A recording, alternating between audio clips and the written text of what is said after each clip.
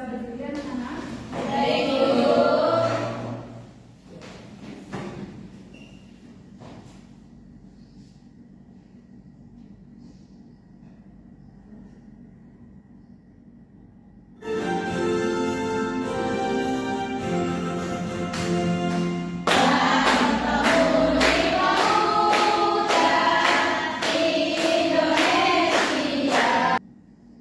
Baik, di sini kalian sudah tahu mau belajar apa? Di sini kita akan belajar mengenai mendengar kata bunyi. Peserta didik melalui kegiatan LKM eksperimen sederhana dapat mengidentifikasi dan menjelaskan fenomena bunyi dalam kehidupan sehari-hari dengan tepat.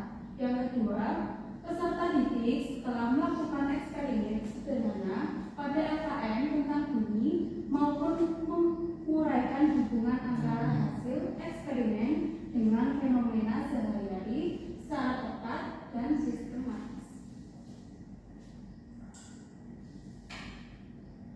Coba kalian tutup kedua telinga, lalu lepas. Nah, apakah kalian mendengar dengan jelas saat menutup telinga? Tidak. Kemudian, apakah kalian mendengar suara saat melepas telinga dengan jelas? Bisa. Kalian bisa membedakannya? Bisa. Mengapa kita bisa mendengar dengan bunyi? Mendengarkan bunyi? Belum tahu. Karena kita bisa mendengar bunyi karena berkat organ tubuh tertentu, yaitu telinga. Telinga berperan sebagai alat pendengaran.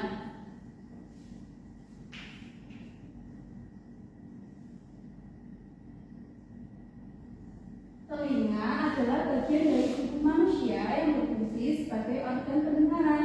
Tugas utama telinga adalah menangkap gelombang bunyi dan mengirimkan ke otak. Nah, di sini Ibu akan mencontohkan dari gelas plastik ya, anak. Baik, Ibu. Siapa yang mau membantu Ibu? Ibu akan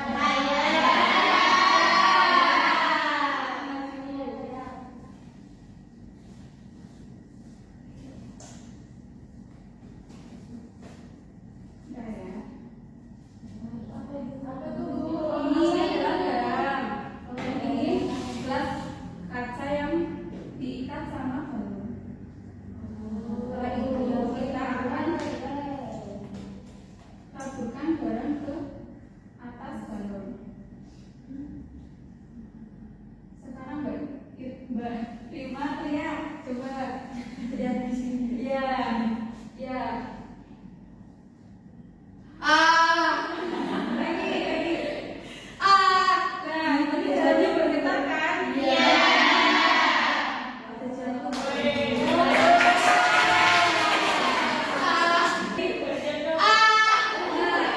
Adalah contoh dari telinga yang bergetar. Jadi garam ini menunjukkan gelombang bunyi yang merambat turun. Akibatnya bunyi akan merambat dan bergetar. Nah, ini gambaran dari telinga.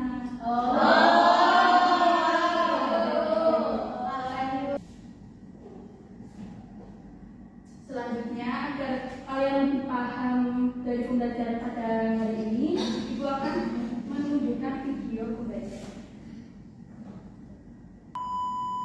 Coba sekarang kalian pejamkan mata, lalu dengarkan suara yang ada di sekitar kalian. Suara apa aja ya yang kalian dengar? Mungkin suara burung, suara kendaraan lewat, atau suara orang yang berbicara. Nah, pernah nggak sih kalian bertanya-tanya kenapa ya kita bisa mendengarkan suara, atau apa aja ya bagian-bagian dari telinga kita, dan apa yang bisa membuat kita mendengar suara yang jauh maupun dekat? Yuk kita cari tahu bersama-sama.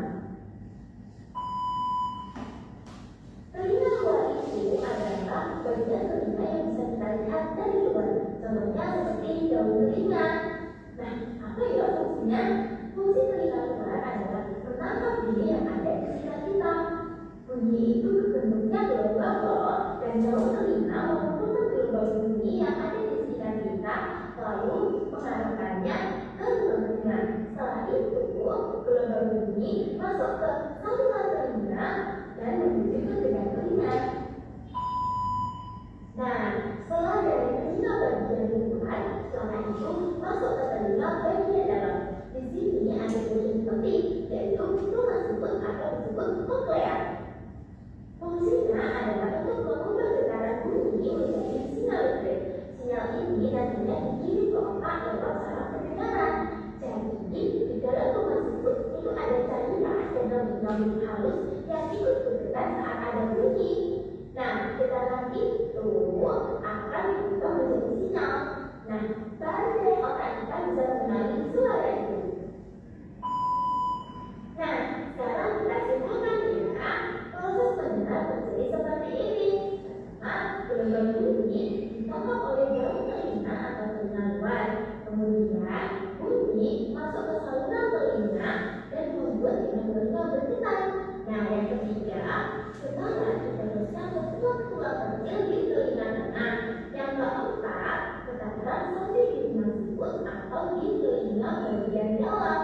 Nah, lalu diubah menjadi sinyal listrik. Yang kelima, sinyal ini akan dikirim ke otak dan otak kita mengenali suara itu. Sehingga karena itulah kita bisa mendengar suara orang yang memanggil kita, suara musik, dan suara bioskop.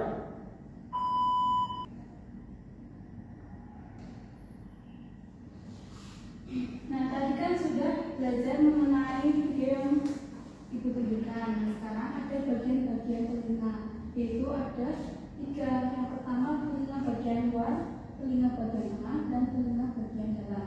Yang pertama, telinga bagian luar, ada daun telinga, saluran telinga, dan yang telinga tengah yaitu ada tulang margin, tulang landasan, dan tulang gendang telinga. Lalu ada tulang sanggul.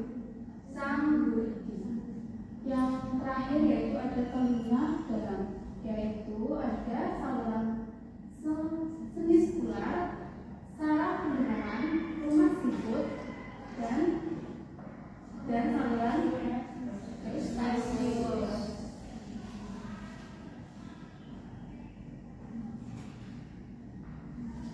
Bagian telinga kita mendengar, yang pertama itu bunyi merambat melalui udara. Yang kedua, daun telinga menangkap gelombang bunyi. Yang ketiga, gelombang bunyi teruskan menuju gendang telinga melalui saluran telinga. Yang keempat, gelombang bunyi menggetarkan gendang telinga. Dan yang kelima, getaran dari gendang telinga menggerakkan tulang-tulang pendengaran. Yang keenam, gerakan tulang pendengaran menggetarkan cairan di dalam rumah siput yang kemudian mengirim sinyal ke saraf pendengaran. Dan yang terakhir, saraf pendengaran meneruskan sinyal bunyi ke otak.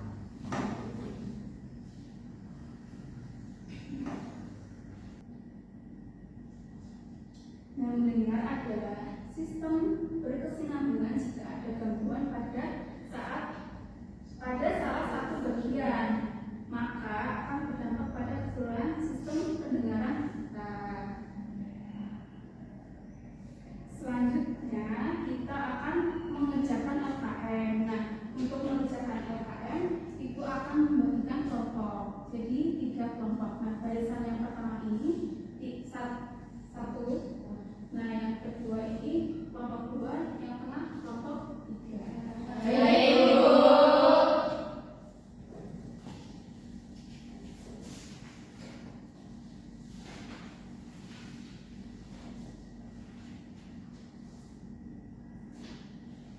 Ibu bagi anak-anak.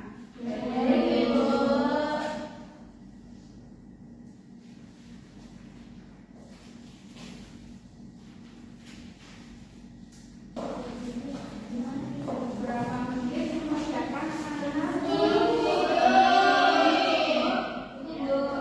Baik, silakan.